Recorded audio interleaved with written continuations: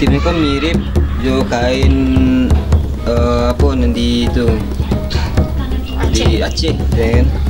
Jadi memang ada kisahnya ketika Raja Pagaruyung Putri Aceh nikah kan. Meski motif kain Minangkabau tempo dulu sangat langka dan sulit untuk ditemukan, namun ternyata masih ada pengrajin di Kabupaten Agam, Provinsi Sumatera Barat yang merevitalisasi motif kuno yang telah berusia ratusan tahun. Mereka adalah Nanda Wirawan, alumni Teknik Lingkungan UNAN, bersama suaminya Iswandi Bagindo Parpatih, alumni Seni Rupa Universitas Negeri Padang.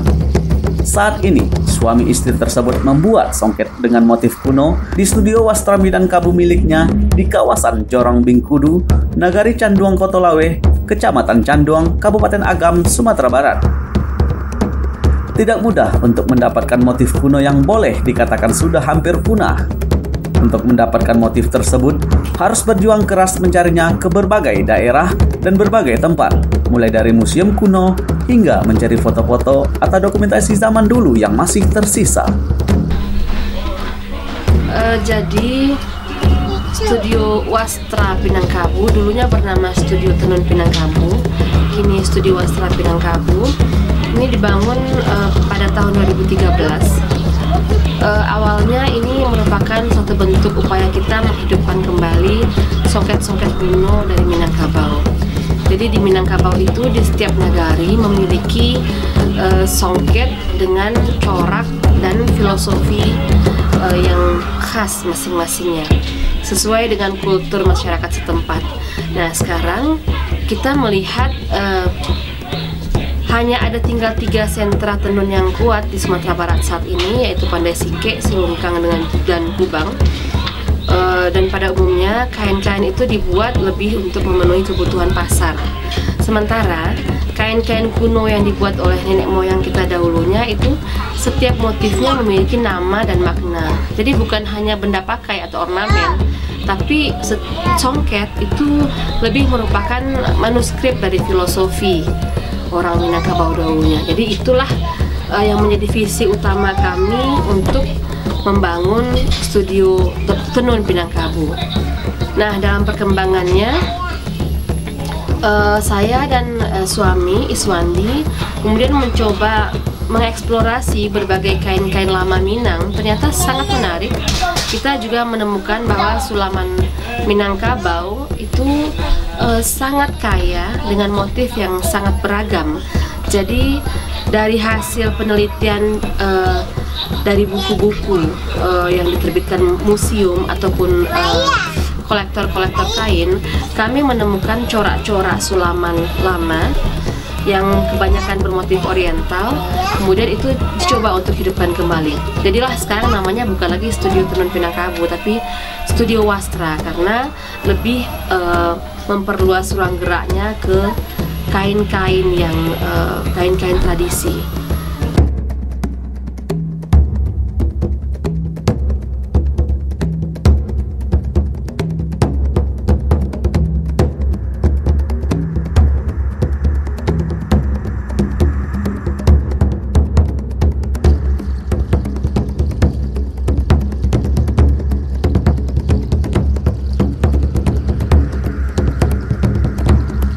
Teknisnya, pembuatan songket dengan motif kuno ini memiliki tingkat kerumitan yang sangat tinggi.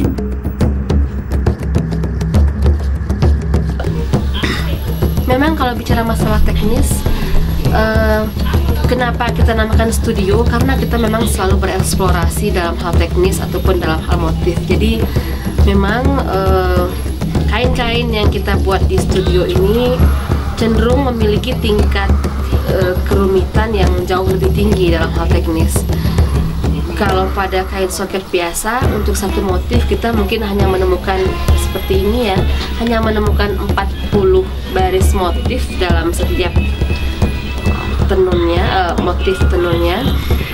Di sini ada motif itu yang jumlahnya sampai 250 untuk setiap motifnya. Jadi itu merupakan tantangan tersendiri bagi penenun untuk membuat kain dengan tingkat kesulitan yang tinggi. Di Di samping memang corak atau motif yang kita gunakan sebagaimana dulunya dibuat nenek moyang kita memang sangat rumit. Itulah luar biasanya nenek moyang kita orang Minangkabau. Itu yang kita coba hidupkan lagi. Itu biasa makan waktu berapa lama? Rata-rata setiap kain itu ditenun dalam waktu 2 bulan, tapi proses keseluruhannya itu tidak hanya tenun. Jadi ada 9 tahapan proses dalam studio tenun Minangkabau ini, mulai dari memasak benang, ekstraksi bahan pewarnaan, mencelup, menggulung benang, sampai tahap finishing seperti pemberian crochet seperti ini. Ini satu kain bisa makan waktu sampai 6 bulan untuk satu helai kainnya. Tapi rata-rata waktu produksi kita 3-4 bulan. Kemudian jadi pembeda satu lagi itu bahannya nih. Iya betul. Gimana bahannya? Jadi seperti tadi lagi, memang nenek moyang kita orang Minang luar biasa. Mereka sudah menemukan bahan-bahan terbaik sejak dari beratus tahun yang lalu. Jadi mereka menggunakan sutra, serat alam seperti wool, juga katun. Nah itu yang kita coba lagi di sini sekarang. Kita hanya menggunakan bahan berupa serat alam. Jadi bahan yang kita gunakan di sini sutra, kemudian katun, rami, juga wool. Untuk bahan benang makau atau benang motifnya sendiri yang beremas seperti ini sekarang kita menggunakan bahan dari Kyoto, Jepang. Jadi ada satu desa di Kyoto yang merupakan sentra tenun klasik selama ratusan tahun di Jepang. Mereka memproduksi sendiri benang emasnya. Jadi kita memesan, kemudian mereka produksi. Setelah kita pesan, 6 bulan kemudian baru kita terima benangnya. Ada yang memang dibuat dari foil perak asli. Jadi ada sutra, inti sutra yang diselubungi dengan foil perak, kemudian di coating. Atau kita pakai yang memang dari emas murni.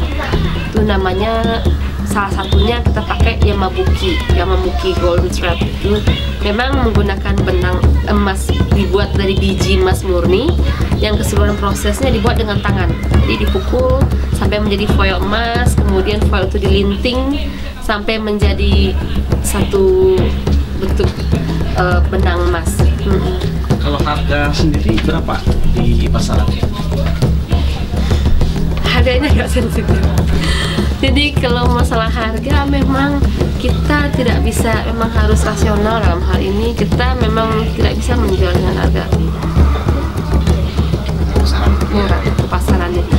Jadi rata-rata harga kain yang kita produksi itu 7,5 sampai 25 juta.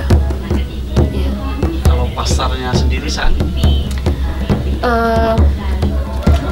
Saat ini pembeli dari studio tenun Minangkabau baru beberapa, diantaranya kolektor, kemudian museum. Jadi alhamdulillah beberapa museum, ada museum di Los Angeles, San Francisco, The Young Legion of Honor, itu museum seni rupa terbesar di Amerika Serikat, tuh sudah mengkoleksi 2 kain kita.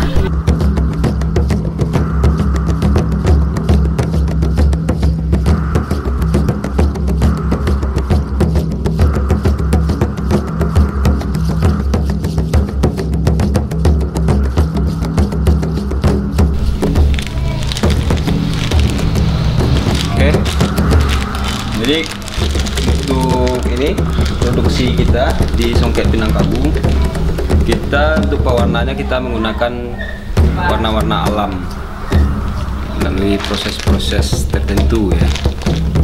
Beberapa pewarna yang kita pakai ini mungkin bisa dilihatkan. Ini jambal, kemudian mahoni kulitnya, ada secang, ada kalau secang ini untuk warna merah sama ungu. Kalau yang jambal itu untuk warna coklat kemerahan. Ini mahoni untuk coklat kayak warna teh. Kemudian ada lagi namanya kita pakai itu warna hitam itu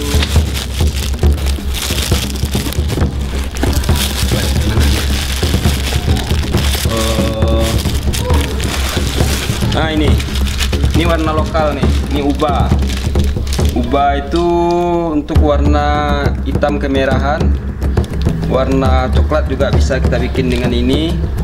Ubah ini banyak kita temukan di pinggir pantai di Sumatera Barat. Biasa dipakai orang untuk ini, pewarna jalu. Kan jalu-jalu nelayan itu kan warnanya apa? Kemerah-merahan apa itu ya, hitam kemerahan, marun. Kemudian ada namanya tegeran, ini untuk warna kuning. Ada secang, ini untuk warna merah. Secang ini warna merah hasilnya, ungu, merah, bata juga bisa dengan ini. Kemudian kita juga warna tinggi untuk warna coklat tua. Ini tinggi. Ada beberapa warna lagi lain yang ini kita pakai